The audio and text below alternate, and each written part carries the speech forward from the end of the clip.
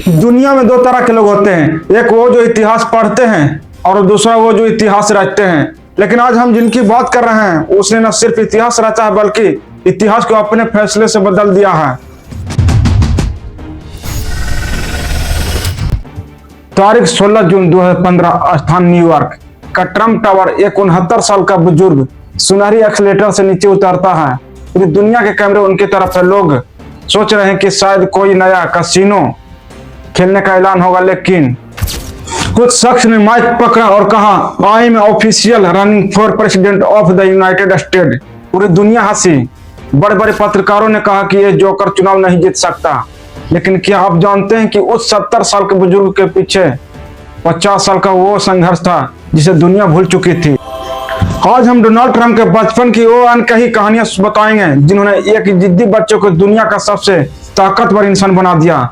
Donald Trump का जन्म 14 जून 1946 को न्यूयॉर्क के क्वीन में हुआ था, लेकिन उनकी कहानी उनके पिता से शुरू हुआ। उनके पिता फ्रेड ट्रंप न्यूयॉर्क के एक बहुत ही शख्स रियल एस्टेट डेवलपर थे। फ्रेड का एक ही वसूल था, विनर और लूजर। उनके घर में प्यार से ज्यादा अनुशासन था। ट्रंप अपने 5 भाई बहनों में से चौथे नंबर पे थे। बचपन से ही ट्रंप के अंदर एक अजीब सी आग थी। वो हारना नहीं जानते थे। उनके पिता उन्हें अपने साथ कंस्ट्रक्शन साइट पर ले जाते थे। वहां डोनाल्ड ने देखा कि कैसे मजदूरों से काम करवाया जाता है, कैसे ईंट पत्थर का इमारतों को पैसे की मशीन में बदला जाता है। उनके पिता अक्सर कहते थे, डोनाल्ड तुम्हें एक किलर बनना होगा। अगर तुम किलर नहीं हो तो ये दुनिया तुम्हें खा जाएगी। यही वो शब्द थे जिन्होंने ट्रंप के दिमाग में ये बात बैठा दी कि दुनिया एक जंग का मैदान है। ट्रंप इतने जिद्दी थे कि स्कूल में उन्हें संभालना मुश्किल हो गया। एक मशहूर किस्सा है, जब डोनाल्ड ट्रंप दूसरी क्लास में थे तो उन्होंने अपने म्यूजिक टीचर की आग पर मुक्का मार दिया था, क्योंकि ट्रंप को लग रहा था कि टीचर को संगीत की समझ नहीं है। अब सोचिए, 7 साल 8 साल का बच्चा अपने टीचर को मार रहा है। उनके पिता फ्रेड समझ गए कि ये लड़का हाथ से निकल जाएगा। उन्होंने एक बहुत बड़ा फैसला लिया। 13 साल की उम्र में ट्रंप को घर से दूर न्यूयॉर्क मिलिट्री एकेडमी भेज दिया गया। वहां की जिंदगी नरक जैसी थी। सुबह 5 बजे उठना, कड़क परेड, और अगर जूते की चमक गई तो सजा। वहां के कमांडर इतने सख्त थे कि बच्चे को मारना उनके लिए आम बात थी। लेकिन डोनाल्ड ट्रंप टूटे नहीं। उन्होंने वहां के सिस्टम को समझा, वहां के बेहतरीन एथलीट बने। ट्रंप वहां से एक फौजी की मानसिकता लेकर निकले। 1968 में यूनिवर्सिटी ऑफ पेंसिल्वेनिया के व्हाइट स्कूल ऑफ फाइनेंस में 8 साल से ग्रेजुएशन करने के बाद ट्रंप ने अपने पिता के साथ काम शुरू किया। उनके पिता क्वींस और ब्रुकलिन में छोटे घर बनाते थे, लेकिन डोनाल्ड को छोटे घर नहीं, गगनचुंबी इमारतें बनानी थी।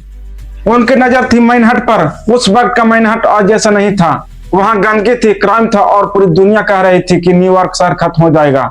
लेकिन 27 साल के ट्रंप ने एक जुआ खेला। उन्होंने कमोडोर होटल को चुना जो एक खंजर बन चुका था। उनके पिता ने भी मान लिया था कि वहां पैसा मत लगाओ।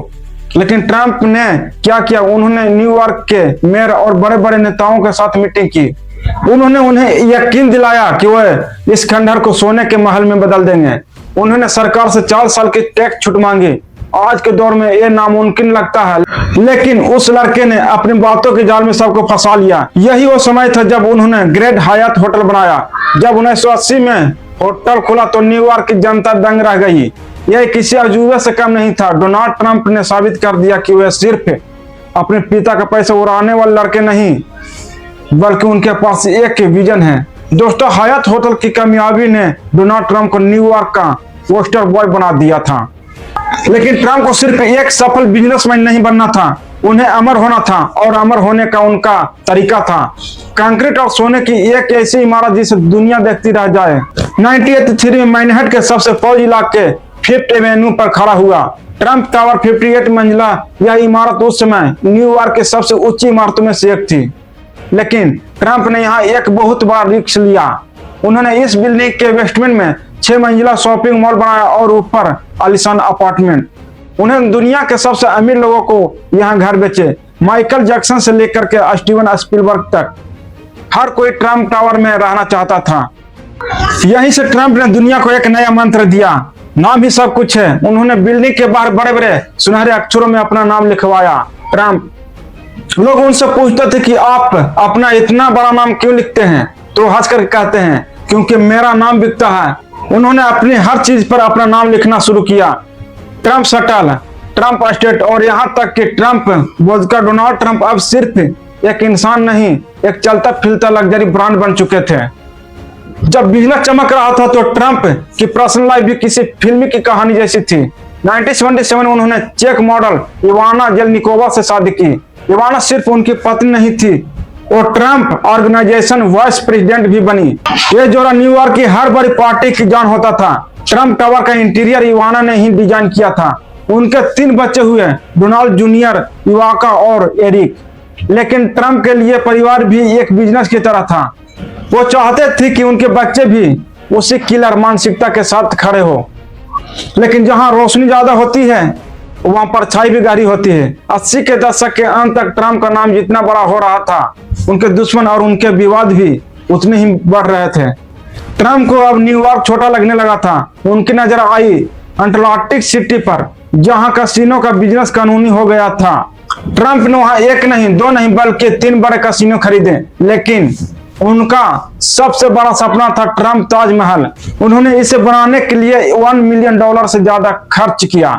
उन्होंने इसे दुनिया का 8वां अजूबा घोषित कर दिया। लेकिन यहाँ ट्रम्प ने एक बहुत बड़ी गलती कर दी। उन्होंने इस कैसीनो को बनाने के लिए जंक बॉन्ड्स यानी बहुत उच्च ब्याज दर पर कर्ज लिया।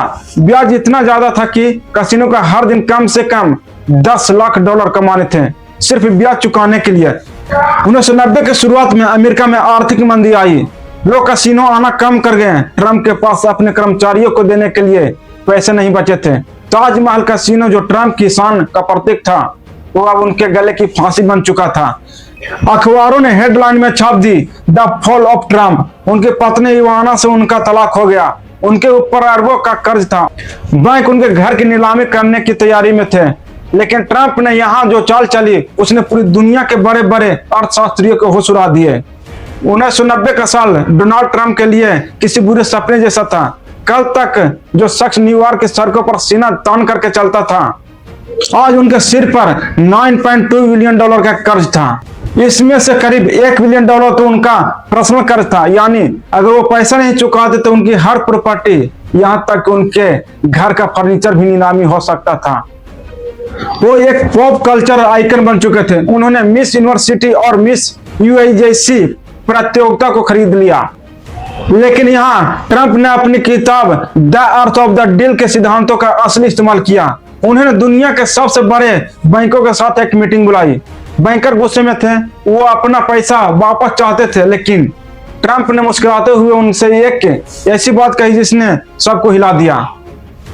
ट्रम्प ने कहा, देखो अगर तुम मुझे दिवालिया घोषित करते हो तो तुम्हें फुट्टी कौड़ी नहीं मिलेगी, क्योंकि मेरी प्रॉपर्टी की कीमत गिर चुकी है। लेकिन अगर तुम मुझे थोड़ा और समय और थोड़ा और लोन देते हो तो मैं इस साम्राज्य को फिर से खड़ा करूंगा और तुम्हारा एक पैसा सूद समेत वापस करूंगा। बैंकों के पास कोई चारा नहीं था। Trump too big to fail बन चुके थे। उन्होंने अपने निजी विमान, अपनी 282 फुट की आलीशान नाव और कई संपत्तियां बेची। 1991 में उन्होंने अपने ताजमहल कैसीनो के लिए चैप्टर 11 बैंकरप्सी फाइल की। लोग कह रहे थे ट्रम्प का खेल खत्म, लेकिन ट्रम्प ने इसे हार नहीं बल्कि एक बिजनेस स्ट्रेटजी बताया। उन्होंने कर्ज को पुनर्गठित किया और धीरे धीरे दलदल से बाहर निकलने लगे। बिजनेस की इस अफरा तफरी के बीच ट्रम्प की निजी जिंदगी में भी बड़ा बदलाव आया। इवाना से तलाक के बाद उन्होंने मार्ला मेम्पल से शादी की, लेकिन यह शादी ज्यादा दिन नहीं चली।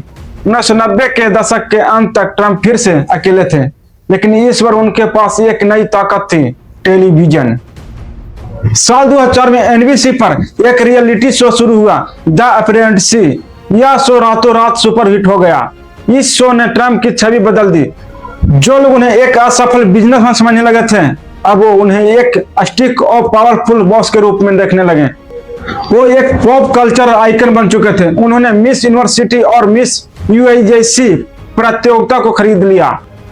2005 में ट्रम्प ने अपनी तीसरी शादी की स्लोवेनियाई मॉडल मेलानिया नोस से।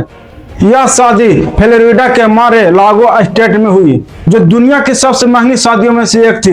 दिलचस्प की बात यह है कि इस शादी में हिलेरी क्लिंटन भी मेहमान बनकर आए थे, जिन्हें 11 साल बाद ट्रम्प चुनाव में हराने वाले थे। इसी दौरान ट्रंप ने धीरे धीरे अपनी राजनीति में दिलचस्पी दिखानी शुरू की और टीवी पर आकर तत्कालीन सरकार की नीतियों की आलोचना करने लगे। उन्होंने ओबामा सरकार पर तीखे हमले किए। लोग अभी भी उन्हें एक इंटरटेनर समझ रहे थे। किसी को अंदाज नहीं था कि ट्रंप के दिमाग में कुछ और ही पक रहा है। वो अक्सर कहते थे, हमारे नेता बेवकूफ है, हमें एक ऐसा इंसान चाहिए जो बिजनेस करना जानता। ट्रंप ने अपनी इमेज एक ऐसी शख्स की बना ली थी जो सिस्टम को ठीक कर सकता है। 70 साल की उम्र करीब आ रही थी और डोनाल्ड ट्रंप अपने जीवन के सबसे बड़े और सबसे खतरनाक दाव की तैयारी कर रहे थे, व्हाइट हाउस की रेस।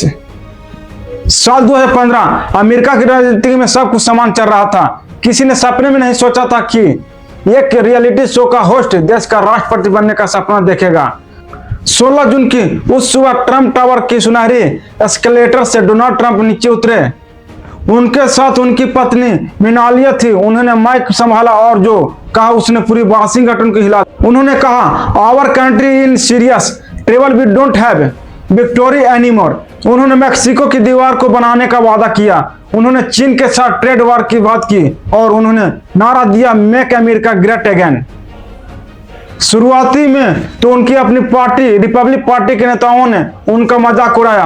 कुछ मीडिया रिपोर्ट्स में उन्हें जोकर कहा, लेकिन ट्रंप जानते थे कि वो क्या कर रहे हैं। उन्होंने रैलियां शुरू की जहां बाकी नेता रटे रटाए भाषण पढ़ते थे। ट्रंप बिना किसी कागज के घंटों बोलते थे। वो लोगों की भाषा में बात करते थे। उन्होंने रैलियों को रॉक कॉन्सर्ट बना दिया। जैसे जैसे चुनाव करीब आए, मुकाबला कड़ा होता गया।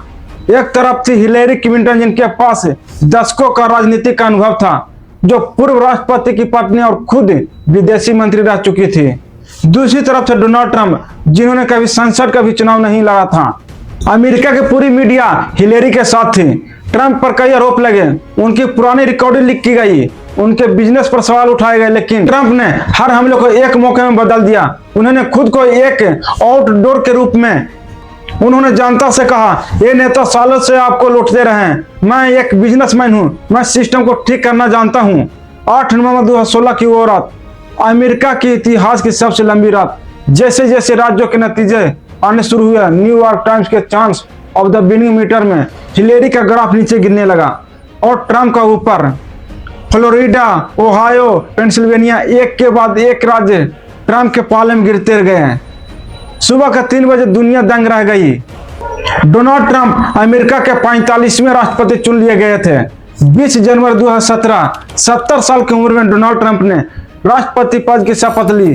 एक ऐसा इंसान जिसे दुनिया ने 6 बार दिवालिया होते देखा, जिसे मीडिया ने नकारा, जिसे अपनों ने छोड़ा, वो अब परमाणु बम के कोर्स का मालिक था।